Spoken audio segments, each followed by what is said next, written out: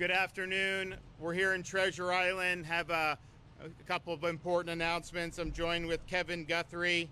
I know you've seen him a lot. Jared Perdue, Department of Transportation. General John Haas, our National Guard.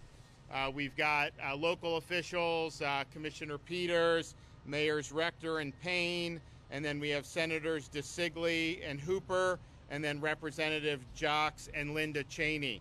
I want to make sure people know.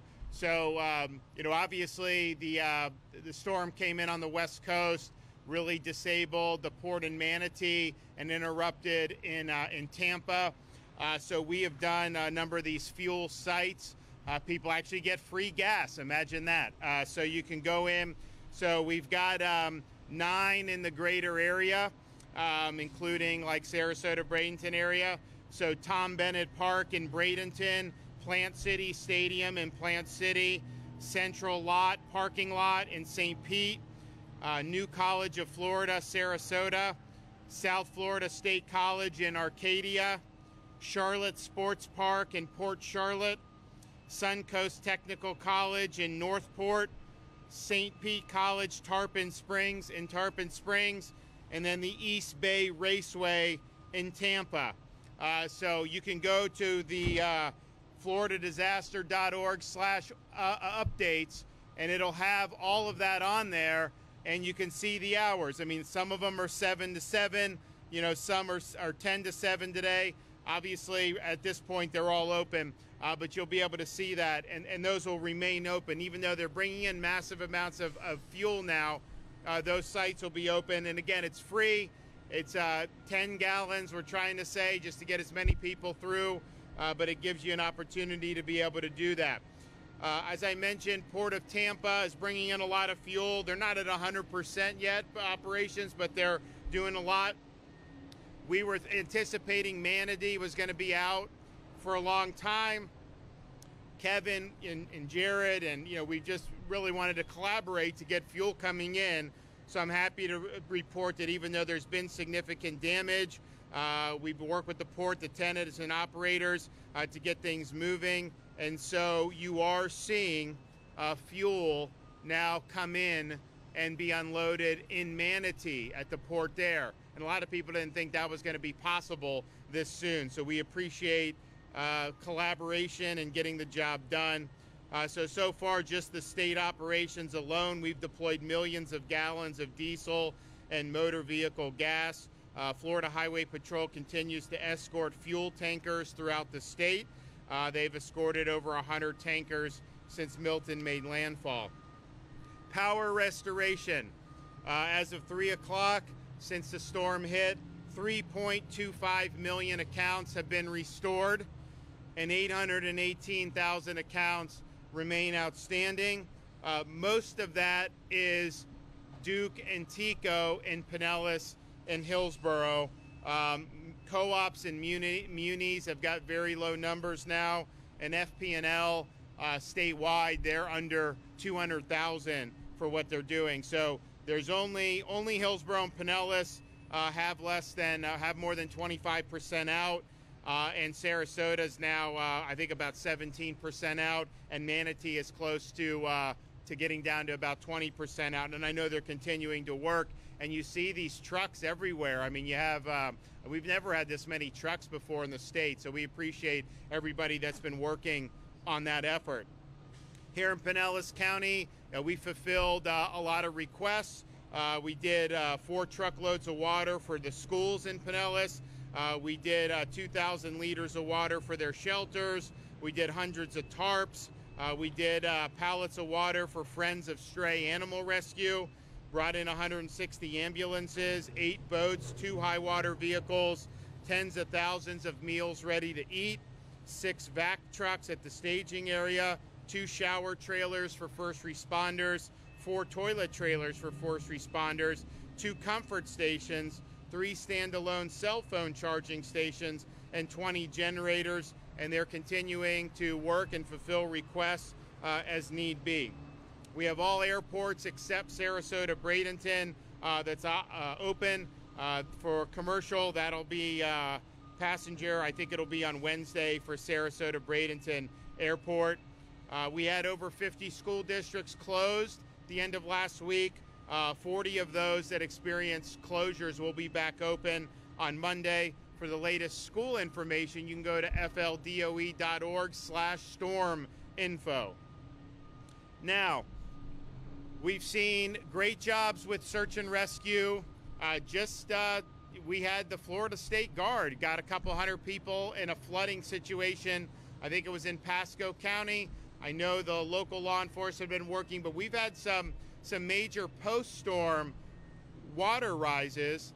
We were in Plant City. You go into that part of Hillsborough County, you saw a lot of things still with high water.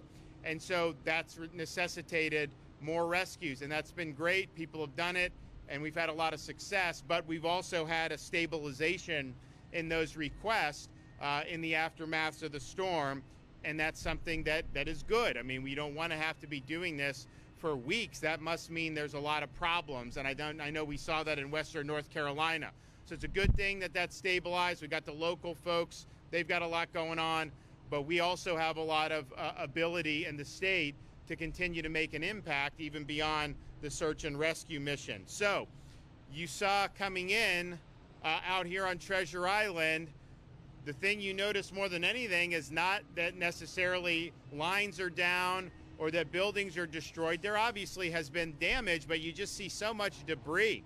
People have done the debris because their homes got flooded, the businesses got flooded, and then the furniture, or they had to gut the drywall, all this stuff basically became trash, and you got to have a way to deal with that. Now, leading into Milton, we knew it came on the heels of Helene. We didn't know if this debris would be a hazard. We thought it might be. It turned out probably wasn't necessarily as much of a hazard here because the storm's strongest winds were further south, but we put a lot of emphasis on let's supercharge debris efforts to get it out of here in advance of Milton.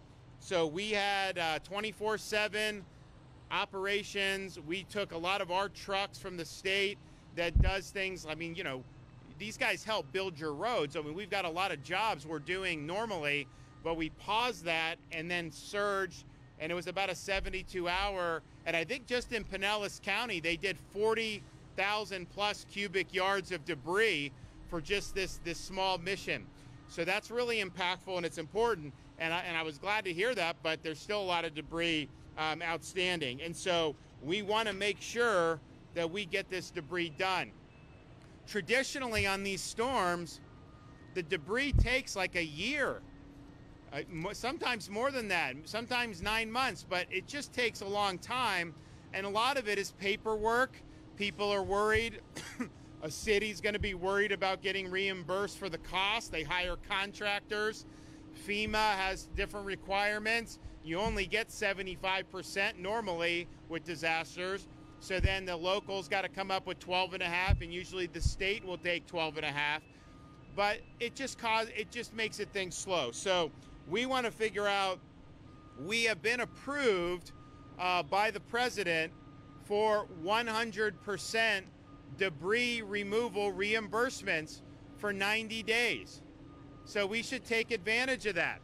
That makes it really, really positive to be able to do. But if you wait, if it takes a year, then you're not going to get the bang for the buck. So we want to step up and help out in this effort on the state. Even though it's usually done by cities and counties, we feel that we do have some resources that are not necessarily being used right now, given the stabilization of the rescue mission. And we want to be able to bring it to bear to help our communities. So today I'm directing over 2,800 personnel from the Florida Department of Transportation, the Florida State Guard, the Florida National Guard, the Florida Highway Patrol, and urban search and rescue teams to continue work around the state on debris removal. We've committed 442 pieces of heavy equipment, 655 FDOT crew members, 4 debris pickup missions throughout the impacted area already. Obviously, we're focusing very heavily on Pinellas County, Manatee, and Sarasota, particularly on those barrier islands, but not limited to that. I mean, there's debris beyond that. In the 48 hours after Milton's landfall, FDOT picked up another 4,000 cubic yards of debris on state roads, and we're continuing to make sure those missions are complete. But we want to utilize the resources we have to get this debris done and help our local communities as much as possible. So I've directed Florida Department of Transportation to fulfill debris removal missions submitted by fiscally constrained counties within the impact area as well. We don't have as many of those because Pasco, Pinellas, Hillsborough, Manatee, Sarasota are not fiscally constrained counties, but some of the ones interior and some of the ones in North Florida we know could qualify for that. So I don't want local communities facing these massive bills to think that somehow the job's not going to get done. It is going to get done. Now, Kevin Guthrie is going to talk about us working with FEMA to be able to utilize and leverage this money for cleanup. But he, under his authority as the managing official for this disaster, or both of these disasters, is lifting red tape. Florida Department of Emergency Management is conducting direct permitting on new debris management sites. To get that done very quickly. Florida Department of Transportation has suspended size and weight restrictions for vehicles conducting debris removal. And this is important, so we're happy to do that. We also want to make sure that all locals are on all hands on deck and that we're moving very rapidly across both city, county, and state levels of government. So we are going to require that local entities identify county, city, and special district properties for additional expedited debris management sites. You can get that permitted very quickly. We want to make sure people have sites to be able to bring the debris. The debris's got to be 24/7 over this 90-day period. That's the way you get the job done, to make sure you're doing it. We also want the division and local entities to engage to file expedited project worksheets. This is bureaucratic speak, but basically what it means is you can get the money soon instead of having to front it and then fight for a year or year and a half to get the money back. So we got to utilize this so that these contractors are lined up and that they're doing the work. And so Kevin will work with them to be able to do. We are also going to create a reporting of debris, the number of cubic yards hauled and disposed of each day. So our municipalities, our counties are going to have to participate in this. The state assets will be posting that. But what we want to do is post the daily debris removal figures on a new state portal that'll be accessible to the public so that the public is able to track the progress that's being made. So this will be a State of Florida debris transparency portal. It will list each locality responsible for debris cleanup and the amount of debris they get picked up each day. And we just want to make sure that there's full transparency and that we're utilizing this great opportunity to get this 90 days of reimbursement by FEMA. Within hours after Hurricane Milton's landfall, our Activate Hope was mobilized to support individuals and families impacted by Hurricane Helene and Hurricane Milton. Hope, Florida's disaster arm, Activate Hope is a program designed to help people find help following a disaster like a hurricane. You know, we have people, particularly elderly, they got debris, and when they find out they can call, people will go and help. And they're already seeing that happen. It's really good. So we appreciate all those charitable organizations that have stepped up. We've also have a lot of support from private sector partners who've come in and made sizable donations of cash as well as products, and a lot of times food and water. Walmart, Sunshine Health, Simply Healthcare, Comcast, Wawa, Better Together, United Healthcare, Publix, DentaQuest, and AT&T, and I know many more want to come in and help. So please do that. We will utilize that. And I know Kevin's been talking with a lot of different partners about every kind of thing to come in and leverage that. The Hope Florida line is open 24/7, 1-833-GET-HOPE, 1-833-GET-HOPE.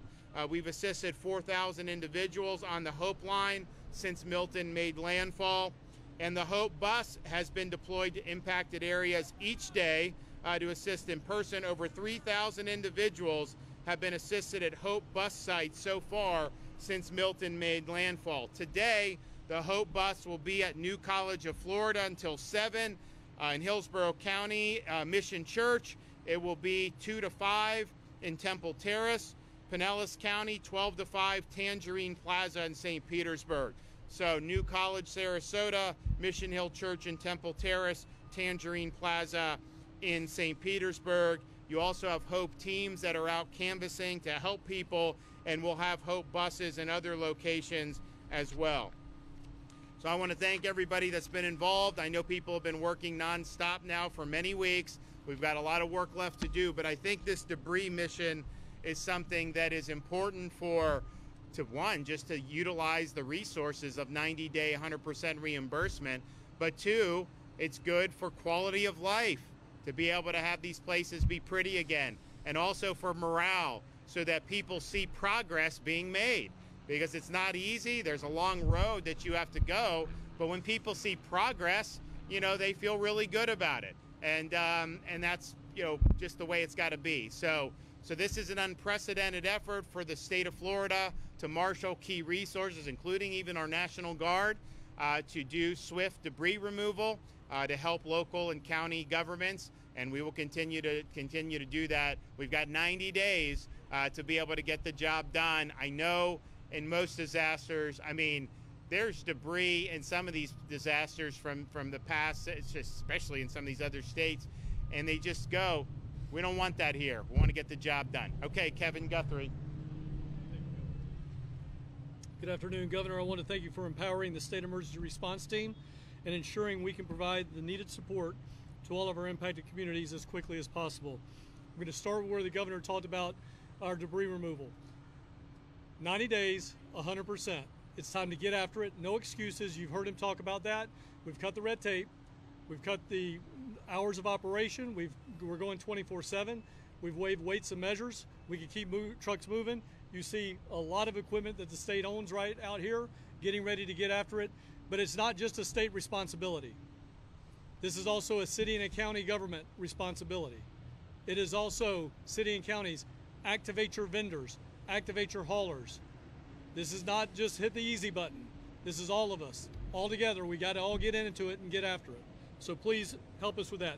To help you do that, I just sat down with the cities of South Pasadena. I sat down with Treasure Island, and I sat down with St. Pete Beach. They were overwhelmed. Where do we start? I want to assure every city that's out here, all across this disaster area, every county that does not know how to even get started, call us.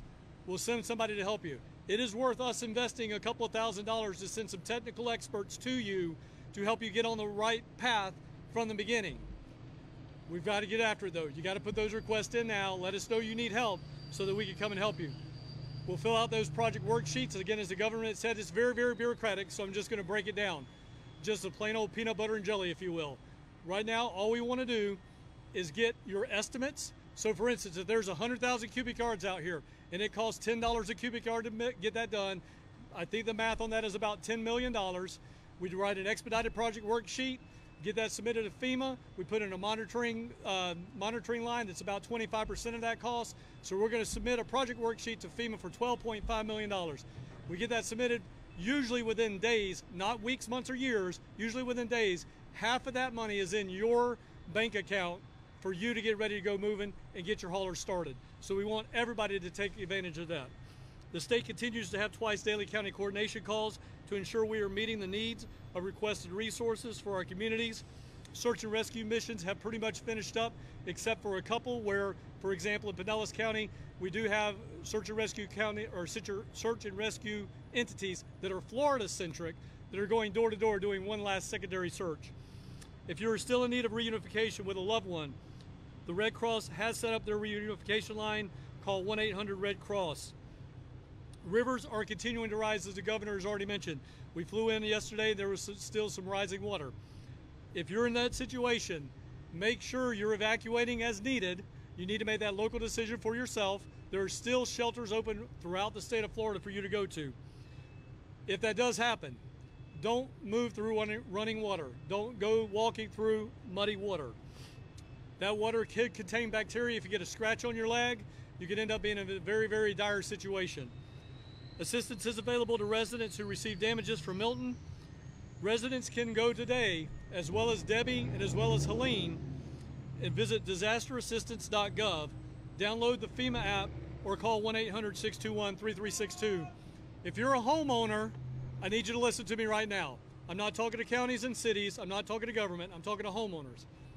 If you've been impacted by 2 or more disasters, let's say you were impacted by Debbie, Helene, and Milton, make sure when you file your paperwork, make sure when you file your application, you talk about Debbie and Debbie only. You talk about Helene and Helene only. You talk about Milton and Milton only. If you start to transfer them over and you talk about one application that references another storm, it's going to automatically kicked out. All right? Those are bureaucrats. You can't help them. All right? But you can help yourself. You can help yourself by keeping it simple.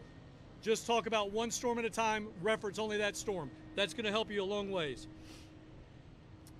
Please make sure, I've already said that, as you continue to take your own recovery actions in your home, remember to wear appropriate safety gear and clean up responsibly. Don't touch any hazardous waste. Make sure you don't touch any power lines. If you, especially in this area, I've heard this from all the city managers, we have an older community. If you have no business getting on a ladder, don't get on a ladder. If you have no business operating a chainsaw, don't operate a chainsaw. Call Crisis Cleanup. Call 1-833-GET-HOPE. We'll send volunteers to your house and help you with it, free of charge. Somebody comes to your house and they want money, they want cash money, tell them to go pack sand and leave, all right? Time to leave. Nobody should be doing that. Do not pay anybody anything. If you require, before you hire anyone, make sure you check their license, myfloridalicense.com, myfloridalicense.com. If you find somebody who's representing themselves as a licensed business and they don't have a license, make sure you call the Department of Business Professional Regulation or the Attorney General to report that individual. Last but not least, if you're operating a generator, because I know many of you will not get power back until maybe Tuesday, Wednesday, or Thursday, make sure you keep that generator 20 feet away from any open door of your home. Do not put it in your garage 20 feet out into the driveway outside your garage. Make sure that when you run out of gas, you let it cool down for 20 minutes. And then if you have invest $20 and go get you a carbon monoxide alarm and put it in your house. That could save your life. Governor, as always, I appreciate your leadership. You can be sure to get the latest updates from us at FLSERT on X and Instagram and at FDEM on Facebook. Again, thank you, Governor. All right, thank you, Governor, and good afternoon. Really proud of FDOT and their commitment to serving our communities. The men and women at FDOT are committed to getting all of you back to normal as quickly as possible. We were honored to serve on the governor's debris mission leading up to Hurricane Milton. Many of those men and women worked right up until the very last second, went home, prepared their homes for the storm, and then came right back to work to do cut and toss, road clearing, emergency repairs, and signal restoration. I'm really proud of what the team has accomplished so far. We have already cleared, with cut and toss teams, 100% of our state roads. That's over 12,000 miles in 24 hours. Our bridge inspectors have completed inspections on all local and state-owned bridges, over 2,400 bridges. We've been working very closely with our partners at Port Tampa Bay and Port Manatee to get their fuel operations back online as soon as possible. Port Tampa Bay has restored power, is actively receiving fuel vessels, and most of their fuel terminals are full throttle, moving trucks as we speak. As you heard from the governor, we also worked with Seaport Manatee. We thought they were going to be closed down because of all the damage for a long time. We were able to get that fuel terminal back up and running as well, and they have been moving trucks out of there. So really excited about that. We should, from Port Tampa Bay, they're anticipating moving over 2,000 trucks in a 24-hour period. So they're going full throttle. With cut and toss done, with signal restoration done, we've deployed over 400 generators to traffic signals to get those up and running so that people can move around while power continues to be restored. So we're shifting our focus back to debris. The governor has once again called on us and all state agencies and all of our resources to get the debris removed as quickly as possible. That's exactly what we're going to do. We're committed to that mission. And so over 2,800 personnel from FDOT, the Florida State Guard, the Florida National Guard, the Highway Patrol, and Urban Search and Rescue teams have been deployed. We will be picking up debris on state roads 24/7 around the clock. You heard the governor. He means it. We're going to do it, and we're going to get this debris removed, and we're going to remove as much as we possibly can over the next 90 days while that 100% reimbursement is available. Also, thanks to the governor's leadership, you all know we were able to help fellow Americans as part of Operation Blue Ridge. We brought all those resources home to respond to Milton. Now, some of those states have turned around and offered to help us. Americans helping fellow Americans. Appreciate the governor's leadership in that. Alabama DOT, Tennessee DOT, and Louisiana DOT have both offered to help us on the governor's debris mission. We're very excited to receive them and embrace that spirit of camaraderie. Also, we will be working to pick up this debris, and we will be assisting the debris in the fiscally constrained counties, as you heard from the governor. This is something we've done in the last few storm seasons. We don't want those fiscally constrained counties and those communities to struggle and worry about getting reimbursement, and so we're going to continue to help with that. I would like to conclude by reminding you that if you need traffic information, fl511.com is the best place to get it. It's accurate. We update it live. Again, Governor, thank you for your leadership, and we're committed to getting the job done. Okay, so we've got a mission here on this debris. We've got 90 days of 100% reimbursement, and as Kevin Guthrie said, any of these cities, towns, even the counties, if you guys need help on this, that in terms of the paperwork, look, it's a pain. But our guys, we've got people that do this for a living, basically, and they can walk you through. You're going to be able to get a lot of money up front, and we're going to be able to, I think, make a big difference in the recoveries here. And it's these are the type of things that can just languish. Sometimes they do, and in other disasters that has happened certainly around the country. But this is our time to get the job done. So we want to be helpful. I think the effort that we're putting in to supplement this is unprecedented. I think it's going to make a difference, and we're happy to do it. Okay, do we have any questions?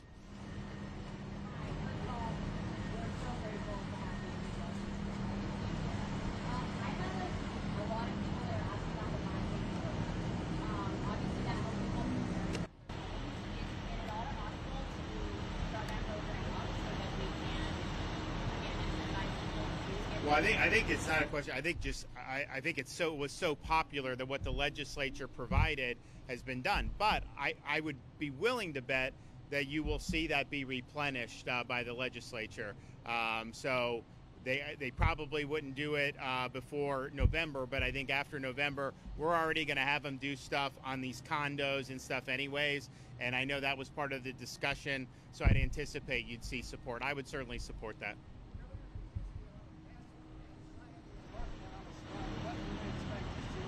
Well, so the question is gas in North Pinellas County. So we opened a fuel depot in Tarpon Springs, there at St. Pete College, Tarpon Springs. So you go, it's free. So if people want to go, is that open till 7 tonight? Till 7 o'clock tonight. It's right up there. I think it's off Klosterman, and so that's there. And then I think if you heard both Jared and Kevin talk about massive amounts of fuel into the ports and being brought out. So you're going to see those gas stations, result. I mean, some of them obviously need power. So if they don't have power, now we've offered generators. I know we did 3 generators. Actually, we did 19 throughout the entire area. Okay, so we've responded to gas stations. They're supposed to have generators. Like, unless you're a little rinky-dink, you're supposed to have one. But I guess the way they wrote that law years ago, it's easy to be able to get in loophole. So a lot of them aren't using generators. We've done 19, so they're running. Some of these others, if they don't have a generator, we're willing to help. But then if they don't have power yet, even if they have gas there, you're not going to be able to pump the gas. So either way, we want to be helpful. But if you are in North Pinellas, we do have that Tarpon Springs location. We've got one in southern St. Pete, and then one in Tarpon. So kind of the two extremes of Pinellas County, each have a fuel depot. Okay, let's get the job done, guys. We can do it. Make Florida beautiful again. Thanks.